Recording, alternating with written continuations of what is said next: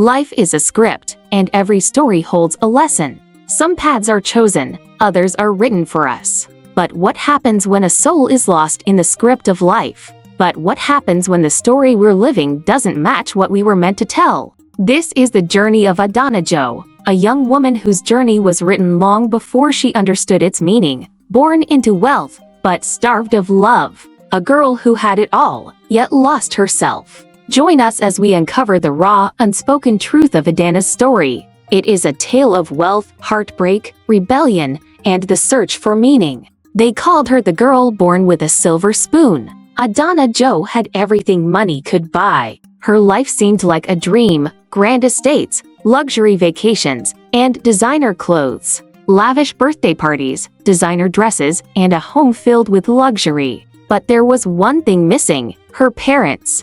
Her father, Mr. Jo, a renowned businessman in the city of Lagos, Nigeria, and her mother, Dr. Chinelo, a socialite, made sure she had everything money could buy, except the one thing she longed for the most: love. Their house was grand, and their influence stretched far and wide, ensuring Adanna lacked nothing, at least, not materially. But behind the golden gates and lavish lifestyle, something was missing: love, presence. A simple "I'm proud of you."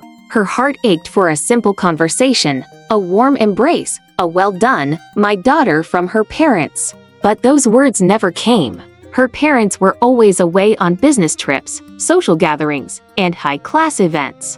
They built an empire but never built a home. And so, Adanna learned to navigate life on her own. She had everything money could buy, except for the one thing she truly longed for. She was bright, ambitious, and full of dreams. She excelled in school, hoping to earn their attention, but her achievements were met with silence. And so, she stopped trying. I begged them to be there for me, but they were never present. I was left with no one but my own rebellious choices. By the time she was a teenager, Adanna had given up trying to please her parents. If they wouldn't notice her success, maybe they'd notice her rebellion. She started skipping school, going to parties, staying out late. The more they ignored her, the more reckless she became. Attention, good or bad, was all she wanted. One night, after sneaking out to a party, she came home to find her father waiting. But instead of concern, all he had was anger. "You are a disgrace, Adanna. Do whatever you want. I have no time for this nonsense." That was the night she stopped caring. If her father didn't care, why should she? Adanna found comfort in people who didn't judge her. People who promised excitement, freedom, and a way to escape the pain. She sought love where she hoped she would find it: late-night parties, fast cars, and dangerous men. She was the life of the party, but inside, she was crumbling. But happiness never came. Instead, she lost herself. The parties, the endless nights, the empty laughter, it all left her feeling more alone than ever. She abandoned the faith she once had as a child. If God loved me, she thought, he wouldn't have let me grow up alone. God didn't answer my prayers, so why should I care about him? She made a vow: no more prayers, no more church. The people she trusted the most were the ones who hurt her the deepest. Her uncle, the only family member who seemed to care, became the first to betray her. What started as affection turned into something she wasn't proud of.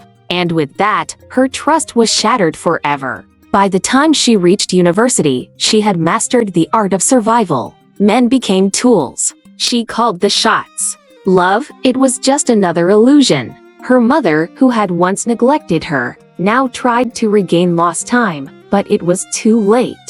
Adanna had become a woman, navigating life without their guidance. One night, she stood before a mirror, looking at the stranger she had become. The expensive clothes, the makeup, the hollow eyes staring back at her. This wasn't Adanna. This wasn't who she was meant to be. She thought about her dreams, the little girl who once wanted to become a lawyer, who wanted to make a difference in the world. Where had that girl gone? And in the stillness of the night, she prayed, "God, if you're still there, if you can still hear me, help me find my way back." The next morning, she packed her bags. She didn't know where she was going, but she knew she couldn't stay here. She had to start over. She had to find herself again. But healing isn't easy. And the past, well, the past has a way of catching up. And just when she thought she could leave everything behind, someone from her past reappeared. Adanna stands in line at the airport check-in counter when a familiar voice calls out, "Adanna?" She turns. "Do I know you?" He smiles. "My name is Ikechukwu. We went to university together. You just disappeared.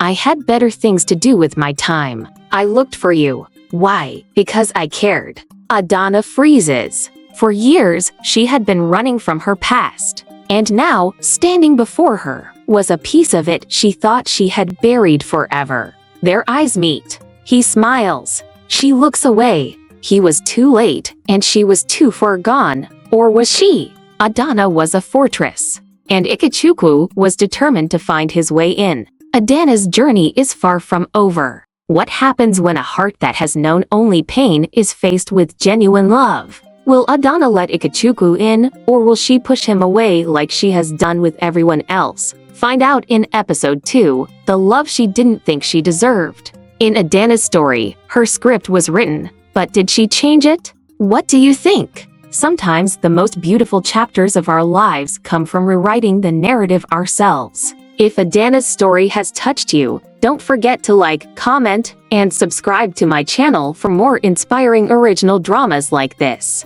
Every story holds a lesson. What's yours?